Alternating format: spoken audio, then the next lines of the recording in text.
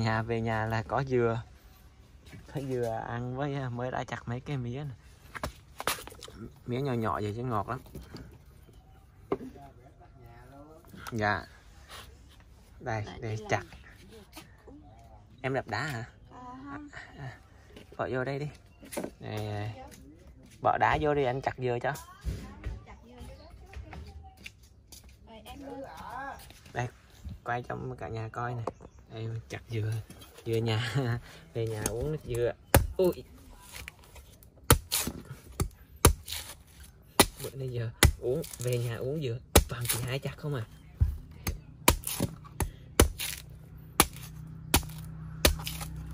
Vậy chứ cũng biết chặt dừa mà lo gì. Rồi chặt có 3 nhát là đã xong trái dừa. Mình chặt có hả 10 nhát. Trời, chặt biết chặt được là hay lắm rồi đó. Nãy giờ 10 nhát chưa xong trái dừa. Đây, ra rồi. Nặng lấy vỏ ra, lấy hộp ra, ngâm đường phèn. Đây, trái dừa. Xong. Coi cẩn thận nha. Đó, trời ơi, dừa ngon ghê cả nhà. Ngon ghê không? Vừa uống được, để em để xuống đi anh đổ vô cho. Đấy. Nước nhiều lắm. Ôi, trái dừa đủ uống luôn này. Nữa rồi. Nữa. Uống cho nó đã. Cơm dừa này. Quá ngon luôn. Mềm vừa ăn luôn. Cái trái đây nè. Cái này mềm nè, nạo bỏ vô luôn làm. Ăn chặt luôn. Để cho mà. Rồi, chặt bà nó rồi. Trời ơi, chặt cái dừa xéo xẹo rồi. Nhưng mà kệ nó đi. Đây, có cơm non ghê không? Cơm này non. Đó. Cơm cái này, non. cái này tí là nào ăn luôn được. Con lấy cái gì hả? Tắt. Mới đi hái về. Tắt nhà mình luôn. Không phải, mới đi xin bên nhà hả bà Sáu hàng xóm. Nhà mình có 2 trái à, mới hái có 2 trái à. Nhà mình có 2 trái. Ông ngoại trồng cái cây nó mới ra có ít thôi. Con lấy cái muỗng ấy dâu. Con lấy muỗng đi. Đây. Đây, lấy muỗng nào cái dừa này ăn. Anh chặt cái đó luôn đi. Ừ. Đập nước ra đi rồi hả nào cái này. Đây, thêm một trái nữa. Cái này nước nhiều nè. Em lấy mấy lát? 10 lát á. 10 lát, nào không ra đâu. Không có sức mà. Để xuống đó, cẩn thận đặt nha con. Cảm ơn con. Nước dừa gì? Là nước dừa gì? Là nước dừa bò tát. Vậy đó hả? Lâu rồi mẹ con cái là nước dừa bò tát cho con uống, con thấy thèm. Thấy Vậy thèm luôn á hả? Thấy thèm luôn hả? Vậy bữa nay ai làm cho con uống? Vậy hả? Rồi chảy hết trơn rồi. Dương qua nhặt dừa. Đâu lấy trơn. Ôi, nước nước dữ. quá trời luôn. Rồi, được rồi đó em. Nước. Rồi đem vô đi. Rồi nặng tắt uống ha. Không, nạo cái bỏ vô luôn. Nào cái luôn hả? Nạo cái bỏ vô luôn đúng không? Ừ. Để anh chặt cái này ra cái này. Trời ơi, đây. Rồi xéo xẹo nữa rồi. Nhặt dừa mà xéo xẹo. Gì kỳ đấy? Chứ giờ nó xéo xèo bà nó rồi giờ sao giờ? Gọi làm vậy rồi sao nào? Ơi. Không biết chặt dừa. Đó. Ông thần này thiệt chứ. Nó cười hả? Cười. Trời. Cái dừa này non. Non quá trời. Cái dừa này Ăn ngon không? Sao vậy? Sao vậy con? Nó non quá ăn Nó ngon. ngon quá ăn không ngon hả? Nó nói non quá ăn ngon. Nó ngon có nghĩa là nó hơi cứng, ăn nó ngon. Hơi cứng hay mềm ăn nó ngon. Dẻo dẻo ha. Cái miếng này ngon á. Miếng hồi nãy ngon. miếng hồi nãy là miếng nào con? Đó, miếng nó Nó là miếng cứng cứng mềm mềm. cứng cứng á. Miếng này ngon ha. Hết. Còn đây xanh nào bố.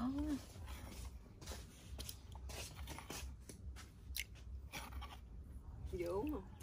Cứng. Chào cả nhà. Thì hôm nay cuối tuần mình về quê á. Đây cái vườn mít của nhà mình về quê thăm chơi. Trời ơi mít quá trời luôn. Mít bữa nay bán nhiêu ký cha? Mít này hả? Dạ, mít nhất này nè. 22. 22.000 thôi hả? Rẻ vậy? Ừ. Ba mấy có. Giống như mấy theo bữa. mấy trái này là mít nhất ấy hả? Ừ. Hơn 10 kg. Mấy trái đó 13 kg, 14 kg. 13 14 kg mà mít nhất có 20.000 kg à. Chục ký có trái mít có 200.000. Bữa nay có 17.000 à. Vậy á hả? Thì có mấy cái bữa lên 30.000 ha. Ừ.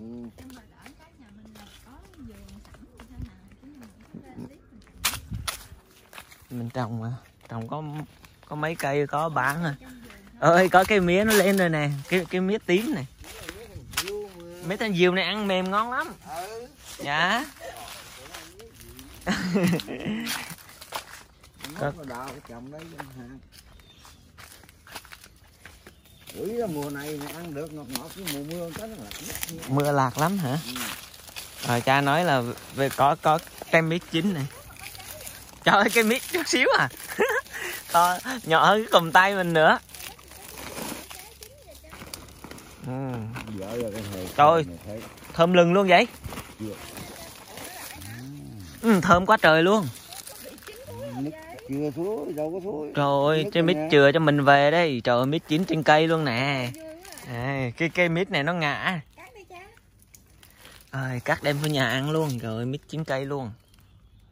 Đó. Thơm lừng luôn ha. Ôi, làm cái nó sùi cái cây luôn á mà. Đây cây mít. Bên này còn cây. Dạ. Thôi đưa con sách cho. Ôi trái mít này chắc chục ký quá. À trái mít này chục ký là có đó. Ôi giời trái mít này ăn sao hết đây. Mít chín cây luôn.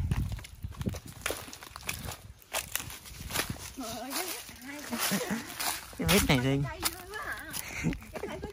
Chịu đỡ cái lên rồi bỏ phân lại. Đây. Ồ trái mít. Rồi đó. Kệ đi, không sao đâu. Nhà mít nhiều lắm. Đây, quá trời mít luôn đó cả nhà. Nguyên một vườn mít luôn, mít này đất rồng cho nên mình trồng vậy đó, trồng để dành vậy. Có được thêm thì có thì thêm mà.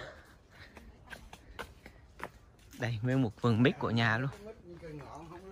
Dạ. Ồ. Trái này to dữ ha. Cái này chắc phải 15 kg. Nó đâu chưa không thấy biết rồi nó lớn nó gục. Trời ơi coi kìa, đấy nó không có bao luôn ha. Không bao luôn. Dạ. Cái trên cây rồi gục xuống nó luôn rồi. Dạ, không biết mấy trái đó thì chắc nhiêu đó là hết cỡ rồi. Tại vì mít này nó nằm trên ngọn mà chứ đâu có. Nó chưa có hẳn ra mà mấy. Dạ, mít phải dưới gốc như vậy nè. Mít phải dưới gốc như mấy trái mới to được. Rồi mới cái đó không thấy rồi để hết. Dạ. Rồi, cái khúc mít này vậy cũng có trái luôn. Không có nó bự cây rồi không ấy bể. Dạ, để mai mốt cắt ăn cái cây trái này chắc cũng không có to được. Rồi, coi mít này cả nhà. Cây nhỏ mà trái quá trời. Nhưng mấy trái mít này là phải hơn 10 kg luôn á. Nguyên một vườn mít luôn. Mười mấy ký không đó. Dạ. Đó, trái ngọn nữa đó. Dạ. Trái đó thì ngon đó ha. Cũng to ghê luôn á. Vạt này bị mới ăn hết rồi. Còn vạt này. Cái đất này nó tốt á, đất này đất dưới cái hồ á, hồi xưa múc dưới hồ mà tấp lên trên này cho nên đất này nó tốt. Trời ơi, trái mít này đã thiệt luôn á. Trái mít này chắc phải là 15 kg. Nó có bị thúi không? Sao nó bị vàng da? Vàng nín luôn. Cái mặt thử đi. Ngon lành. Ngon lành. Trời ơi, trái mít kìa. Trời, mít chín cây luôn. Trời, thơm dữ ha. Ăn không bỏ tiền muối luôn. Để chị đợi thử miếng đi. Có thử ngọt không? Mùa này ngọt hết nghe đường. Ít cái lạc. Trời, thơm dữ luôn á. Ngon. Không có ngọt. Không có bị gì hết trơn á. Không ngọt. Lau đi. Trời, mít chín cây vậy ăn mới ngon này, khỏi lo thuốc lo đồ gì hết cả nhà ha. Thuốc nghe gì đâu. Cậu cái cùi gì thuốc gì có ai chắc gì Ta xịt thuốc nhiều với tao, không có xịt thuốc. Mít mình ăn mà mình chưa ăn. ngon quá ha. Để nằm sao để đứng được nha. Cài đi. Nó để nằm xuống là sẽ mới nổi, chứ để đứng vậy sao sẽ nổi. Cả nhà đứng chặt chè mít Cả luôn. nhà thì ăn mít mà hả? Nguyện ý. Ừ, phải vậy. Ôi trái mít nó giòn ha. Đó.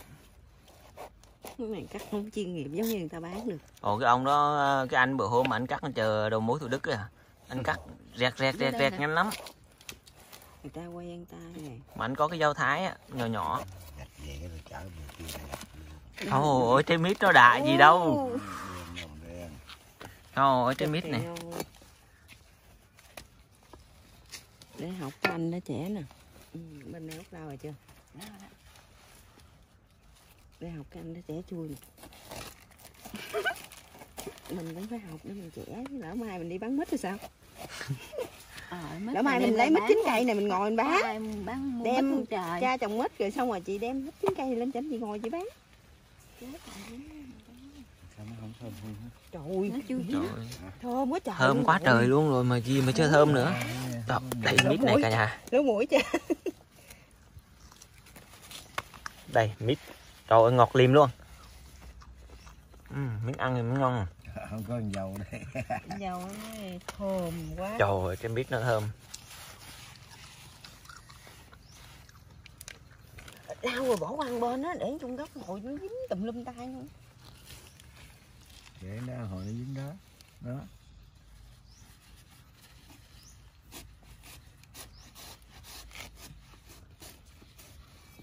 Trời trái mít. Ồ mẹ tới giờ đi mua thuốc chưa nha. Cái này phải lấy cái dao kia kìa nha. Cái dao thái á, với lấy cái dao thái nhỏ em. Dao thái nhỏ đập cái cụi. Cái mít này cũng cả chục ký với bộ Thảo ha. Dạ.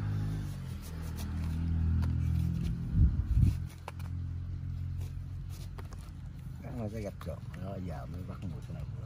Trời ơi, mít trẻ ra từ nào giờ mới bắt mùi thơm.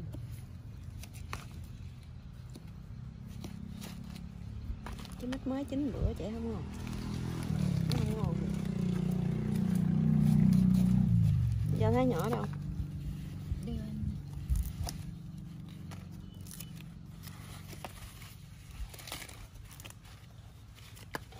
Trái mít này ngon quá, không có bị sơ đen nè. Đây rồi mít coi quá trời ngon quá nha.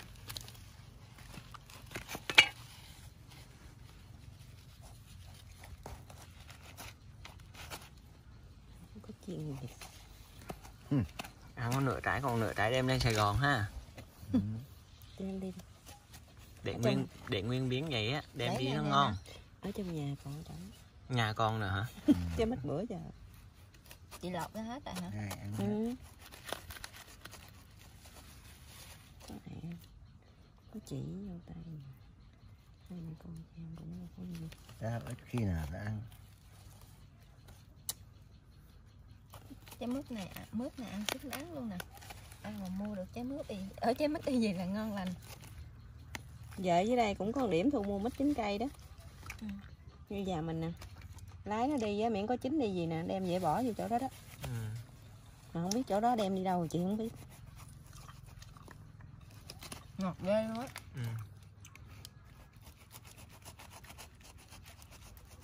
Cắt đại đi sời tiếp gì. Ê, cắt Tiếc gì mà cắt tiếc. từ từ chứ. Đó, bỏ cho cá.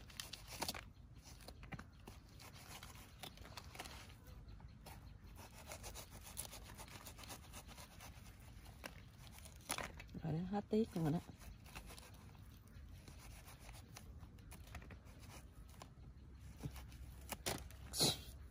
Rồi cắt miếng bên kia luôn nữa đi. Cắt sâu vô chút nữa ha.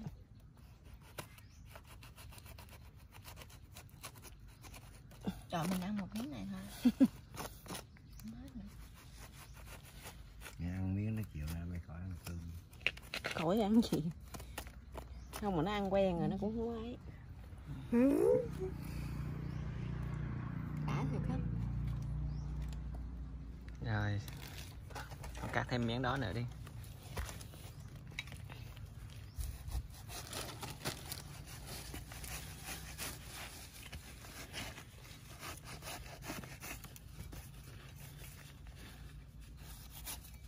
Hình như nó muốn ấy thì Không sao. Trái mít không thấy sơ ta. Có muối thôi. Lần này chị cắt khỏi tiếc luôn nè. Nè. Lao đi vậy. Đấy. Còn cái này khỏi cắt đi nha. Quá trời ngon luôn. Chìa tay vô. Ngồi ăn tại vườn luôn á. Đây. Ngon dữ hả? Mít này thì muối nó không có to lắm, nhưng mà nó ngọt. Nó ngọt chứ nó sạch. Ngọt mà sạch nữa. Chắc Không sạch. có sợ bị cái gì hết. Tại vừa. Cả nhà ăn mít luôn.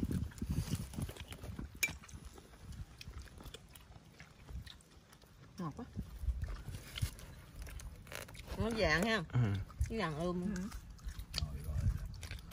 Thơm quá à. Cho ăn ít vậy? Không nha. Cũng có mít chín cây cày nữa. vui vui cho ba ăn 7 cây ngọt. Hôm nay phải có ăn miếng. Nhưng mà cái muối này nè nó không có vàng giống như vậy. Cũng trái mít nữa mà nó cũng chín y vậy luôn. Nó hầu như nó có hai loại hay sao á. Mà tùy theo thổ nhưỡng hay sao á. Nhưng mà có chỗ nó chín y vậy luôn, cũng để trên cây vậy mà nó trắng, nó không có vàng. Muối Coi. nó đẹp. Sơ mà nó còn to ghê không? Sơ ăn Sơ ngọt luôn. á. Toàn sơ to không á. Ăn sơ trái ngọt cũng muối. À, sơ ngọt ghê rồi nha. Đây cái sơ này. Sơ của nó nè. To giống cái muối luôn. Ngọt dữ ha. Nhưng mà mít này nha, để cho tủ lạnh nó nhẹn là không có mùi nào qua mùi mít luôn. Cứ thử để Mít sơ này. Toàn sơ to không à. Để tủ lạnh rồi mai mốt Mít dở. ăn không giấu được luôn á. để vô tủ lạnh uống nước đá nghe mùi nước mùi mít nữa. Muối không dày nhưng mà rất là ngọt. Muối thì không có to lắm. Nó to nhưng mà nó không có dày cơm. Có cái Bản Mà quỷ này muốn về thịt thuốc vô cái rượu nhẹ nở. rượu ngon, không thịt thuốc thử ngon. tại mấy anh chị cô chú cũng hỏi là nhà có mít chín cây không mà lâu lâu mà nó mới chín trái à, nó Đậu cũng không Chín đỏ. trái khó bán rồi. hơn nữa. Đợt này xe cô nó đâu có đi đâu mà gửi, dịch mà xe máy thì không thể chở được rồi đó.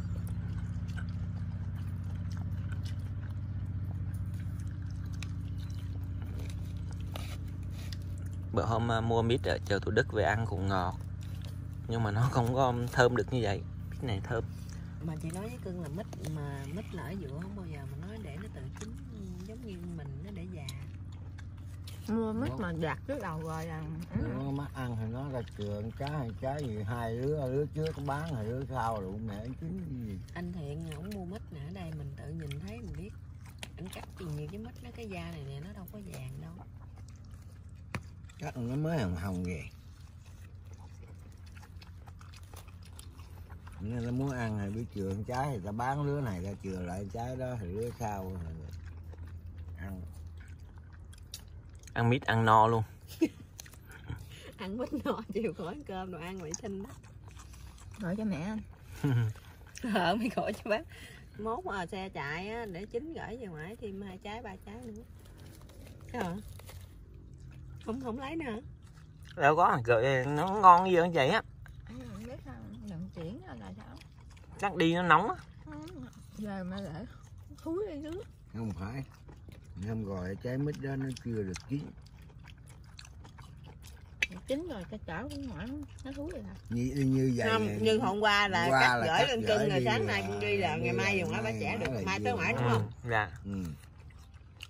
Còn cái mít hôm đó nó chưa chín. Cái nào mà nó bắt đầu mới thấy mùi thơm á. Vừa mùi thơm cái đầu cắt đưa lên cho cưng. Chứ trái này còn cứng mà. Trái này để 2 ngày nữa thì ăn nó ngọt lìm luôn. Tao sợ ngày mai nữa, ngày mốt nữa nó đen da. Tao sợ nó nứt cái Còn ngày mai nữa, ngày mốt nữa là không ngon. Thăm đó, ngày mai là cưng trẻ được chứ ngày mốt là nó mốt bị nó thúi thâm da đó. Tham gia mít nó cái muối nó mềm đi, không ngon nữa, không giòn nữa. Nhưng mà ăn mít này giòn rùm luôn. Ăn giòn như thế này mới ngon. Cứng quá à. Nhưng mà chị nói cái mít nghệ hồi đó nhưng đang không còn. nó mềm. Mít nghệ hồi đó ăn Để vô họng mà thua mít Ờ, nữ nữa. cả nhà mà ăn ăn no không luôn. hết miếng mít Ăn này chưa đâu. hết có một miếng à. Ăn mới có một nhúm à. Chứ được Mà no luôn rồi đó. Mà trên mít tới chục ký mà. Ăn sao hết. Phải luộc bỏ tủ lạnh ăn từ từ.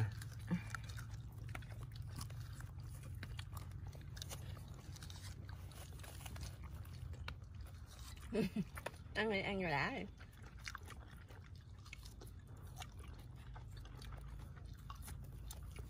Rồi, no rồi đó. Thêm đi.